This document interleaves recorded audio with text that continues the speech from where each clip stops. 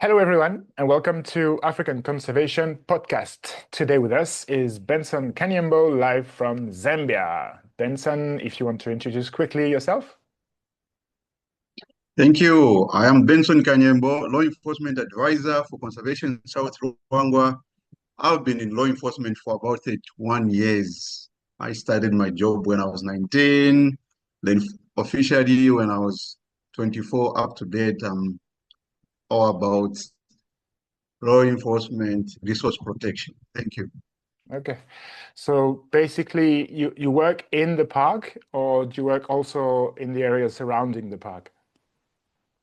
The area of operation is in the national park as well as in the game management area. The national park is about 9,040 square kilometer, and the game management area is about 4,000 square kilometer. So it's a huge area. Sure, Yeah. it's big. And what would you say is your, I know there's not like a one daily routine, but if you were to describe a regular day of working, what would it be? My regular days, early in the morning, get myself prepared, have a day patrol, which can start around 6 a.m. and end around 6 p.m.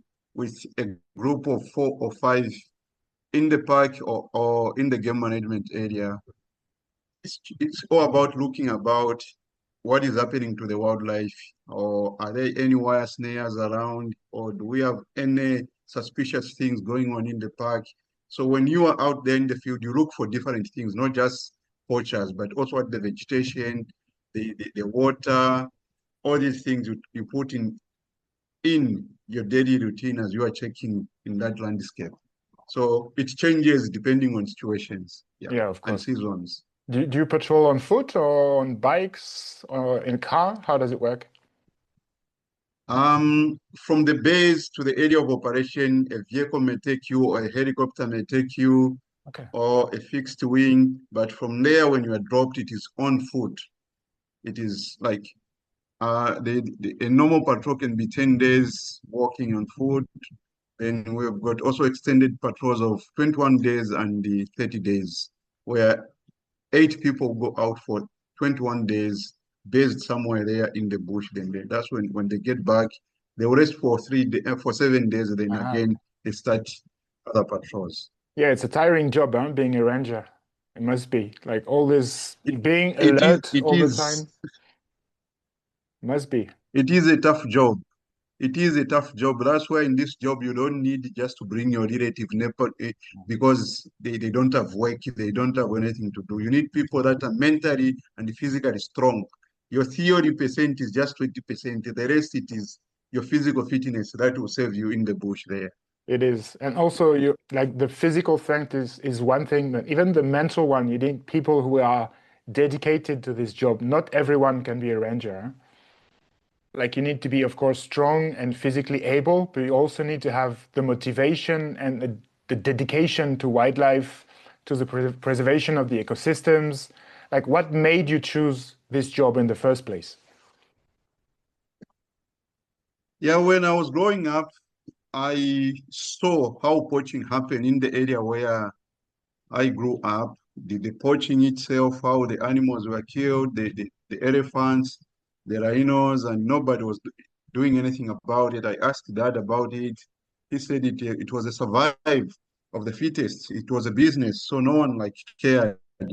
In the late 80s and the early 90s, there was a lot of poaching going on, and by then I was just 10 years old. I made a vow that I'm going to stand up and do something for this, and it's something that I've kept. I don't regret.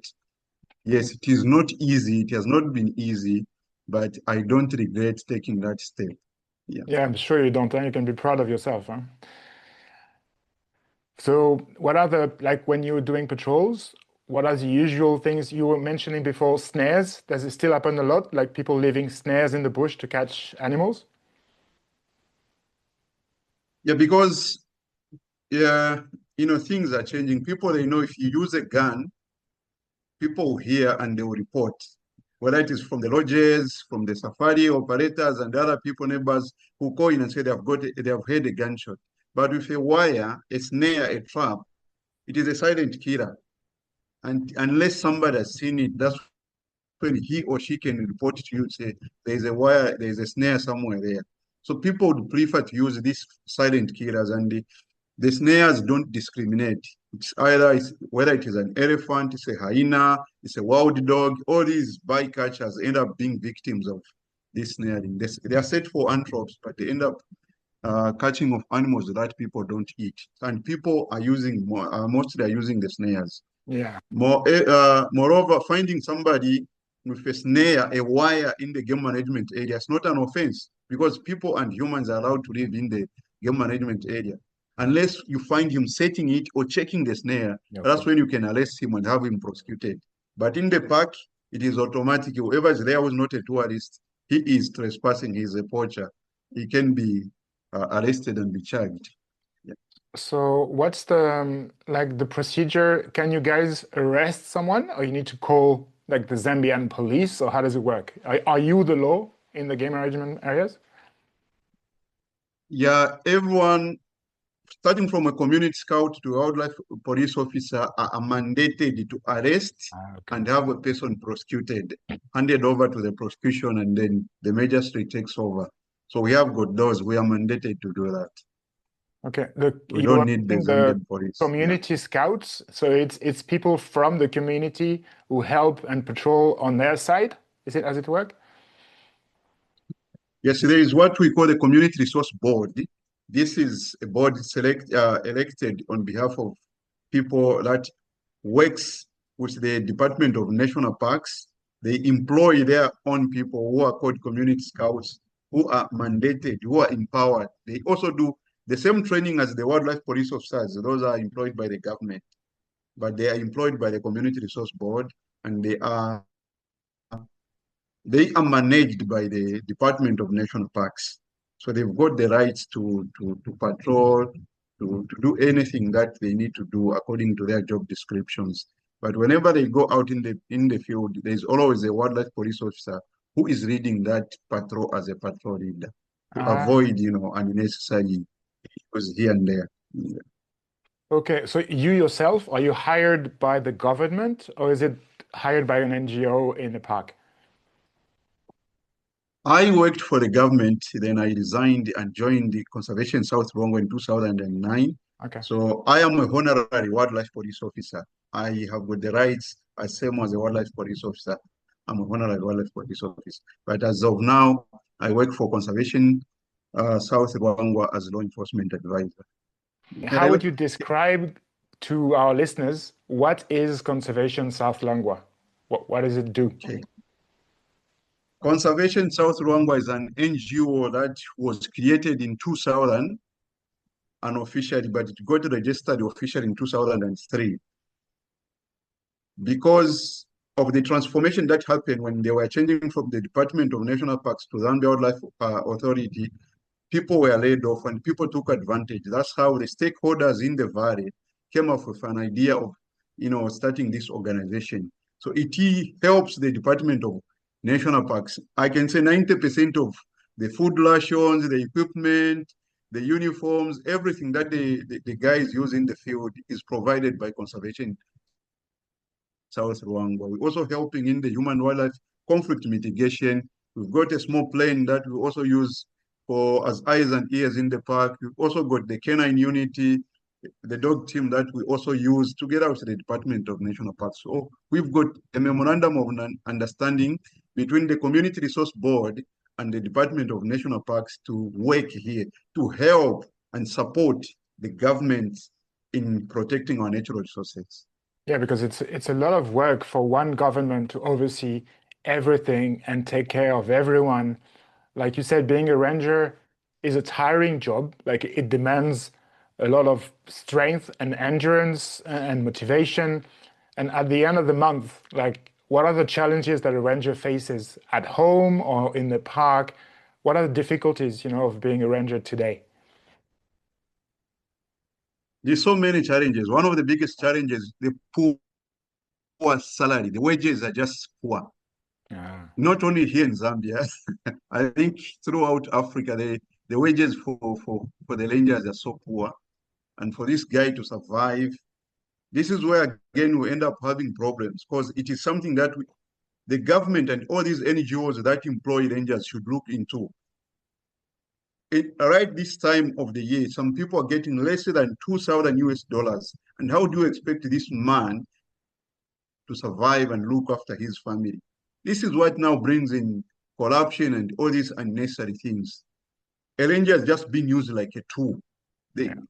This is where I champion and I get annoyed. He's a tool, he is working, but nobody really takes care of this man.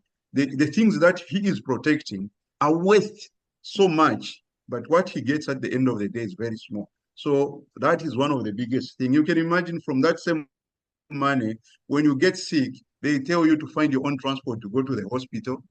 They tell you to do whatever you need to do on your own. So it is something that is the biggest challenge that I have been championing for a couple of years on the ranger affairs. The salary, the wages are just, I don't know what I can say. I feel bad. It is Yeah. something that urgently needs to be looked into. Because in other countries, we have seen the same ranger, because you didn't take care of them, they use that same knowledge that they have against the system that they were using, the system that they were protecting. You know, the people that are dealing in ivory, rhino horns, and all these things have got money, a lot of money. Yeah, So it's easier for them to give this guy who's getting 200 US dollars. We can't feed on passion. Yes, we've got a lot of passionate guys out there, but it is something that needs to change. Sorry, I can go on the yeah, wages. of course, I understand. I understand those difficulties. And when while a few years you've been championing this and trying to help maybe the NGO or even across Africa, maybe this will help. But is it moving? Is it slowly evolving? The lack of sufficient salary for the rangers should be a priority for many, many parks and governments and NGOs. And do you think on your end it's slowly moving? The process is very slow. People like making promises. In these big conferences, they will sit and make promises, but very little action is being seen on the ground. We need real action. We don't need people just talking jacket and ties in these conference rooms. We need action. As long as we are neglecting these people, they are the ones holding this thin green line. They are the ones holding it. If we lose it, I don't know what will happen. So it is high time we change. We stop talking and start acting. We talk with action. So without rangers, basically the parks would be invaded and there'd be snares everywhere and poaching and people grazing their cattle inside the parks. So the image of, like you said, a dedicated individual is not just one person. There's a whole family behind that he has to maintain and to send the kids to school. He needs to be able to have sick days and maybe, like, how do you say, like health insurance or coverage from his bosses. And of course, the whole safari industry makes a lot of money, a lot of it. But without rangers, without the protection, without their presence in the field, this would not be possible. Like you would not see lions or rhinos if you guys were not patrolling. So I hope that in the future, even if it's slowly, it does improve a lot because it needs improvement. And the corruption cases, there have been many, many stories. Like you said, when you earn so little, it's very easy to be convinced with the big money that's coming from poaching, especially elephant or rhino. And around South Luangwa, are there the human-wildlife conflict issues? Is it mainly elephants, or is it also other animals like lions preying on livestock? Yeah, one of our biggest problem again is the human-wildlife conflict, especially from the elephants. And with the introduction of the domestic animals, we have seen the prediction from the lions, hyenas, and leopard has gone up from 2019 when we had nothing now to more than 500 cases of conflict. So it is a challenge. And again, it's not only the rangers that can do this work. It needs every one of us, the stakeholders, the government, the community. We need to work together. Like even in safeguarding our wildlife, we need every one of us to work together. Otherwise, if we just leave it on the hands of the rangers, things will just fall apart. We can't manage. Rangers can't be everywhere at any Mm. given time. They're also human beings that need to be on off. They need to see their families. They need to be to rest. They are human beings. So it is important that every one of us in the landscape should participate, whether you use funds or you by using many things that we can do. There are a lot of things that we can do together as a community. Yeah. Okay, so when someone loses his crops to elephants during the night, for example, who does he call and who comes to see him? Is it rangers again, or is it someone else? Again, it is the rangers that will be called on to go and assess and see how they can help. We've got a group that is called the Rapid Reaction Unit Yeah. that will go into the area and try to help here and there.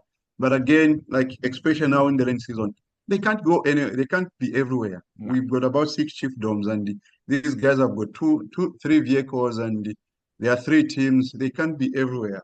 So like I said, every one of us should learn on how we can help each other in mitigating the threat that is coming from the wildlife. It shouldn't just be on the rangers, but No, they are of the course. first responders. Yeah. Of course. So CSL, are they offering help to the communities to deter the elephants from coming? You know, like beehive fences or chili spraying or something? We haven't used the beehives, but we use the chili, ping pong, Okay. electrical fence, solar. But again, even if you put it there, if the farmer is not there to monitor it, to make sure that it is working, it will be useless. So like I said, in every mitigation uh, systems, methods that we bring, the farmers, the stakeholders, the community should be there to spearhead and make sure it is working.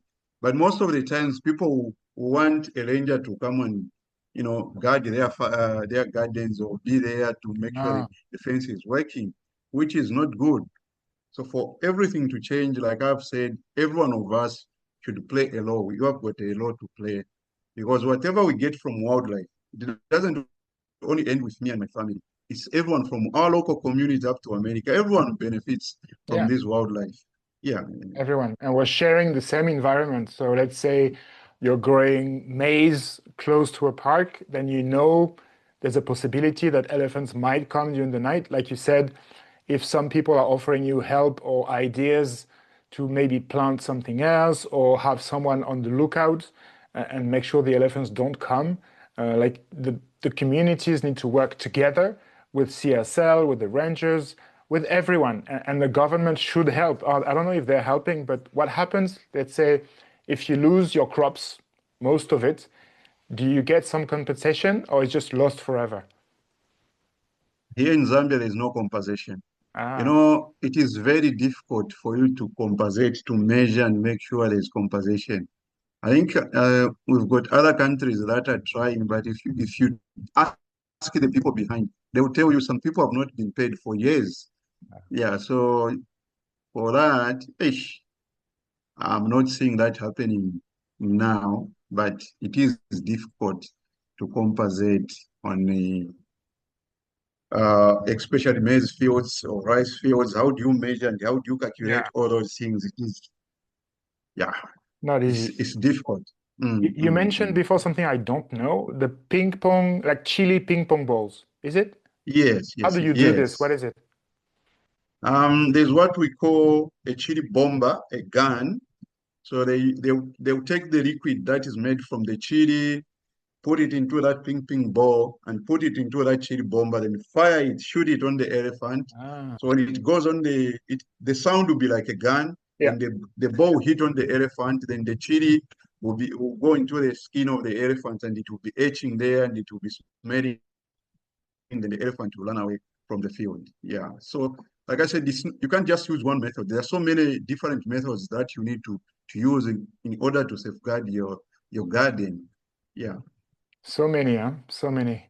And Yes. who came up with these ideas? Did the Rangers came up with them, or did the NGO And did? no other people came up with them, then we adopted them. Like I said, you adopt from you listen from your friends, you learn and you adopt. Like the bees in other places, like I was in Zimbabwe a couple of months ago. They used the bees, but the bees went away because there was no water, there were no. Ah, Yeah, truly, yeah, it, when I started my work, everyone was like, "No, it's a bad job, this, that." But mom supported me, and here I am, 31 years later. I've been to Abu Dhabi, I've been to UK, I've traveled more than my teachers because of the same wildlife that people are saying, "Hey, no, that is a bad career." My kids have seen the rhinos. Yeah, so in every situation, there are good things and bad things. There are advantages and disadvantages. The only thing that I can speak out is we are all in this together. yeah. So when people are buying things, especially the wildlife products, they should ask where this thing is coming. Was it illegally or legally harvested? Is it sustaining us before they could buy? We are all rangers. We are in this uh, earth together. Whatever we do against Mother Nature will come back to us in one way or another. So it's like you're sleeping on the bed and you urinate on your bed. Who is going to suffocate in that urine? It is you. So whatever we are doing wrong against Mother Nature, it is every one of us, not only a ranger. Every Mm. one of us is going to feel the pain. Look at the climate change. Every one of us is suffering because of what our forefathers did. So each one of us has got a role to play, and that is my word to everyone out there. Let's protect. This is our heaven. Don't tell me there's another heaven that we haven't seen. This is our heaven. It Let's is. do the best that we can to take care of it. That's what I can say. I appreciate one of my favorite birds is the vulture and the animals, the hyena. Yeah, nice. These two guys, they do a very good job of protecting Mother Nature, but people look at them with a scorn. They look at them as if they're bad animals and babes. But to me, these are my two Oh, they're favorites. very interesting, huh? They're the cleaners of the bush, huh? Without them, there'd be more Exactly. disease. Like they clean Yeah, everything. It's and sure. vultures, not many people Mm, mention it, but they are very much endangered. They're being poisoned all over Africa. It's a big, big yeah. issue. We don't have much time today, but we can do a whole episode about vultures. And hyenas is another topic, but I love hyenas also. They're very like the tight-knit communities, and like you said, the community Mm, aspect of conservation and preservation mm, of the ecosystems. It's people working together, the rangers, the communities, the mm, tourism mm.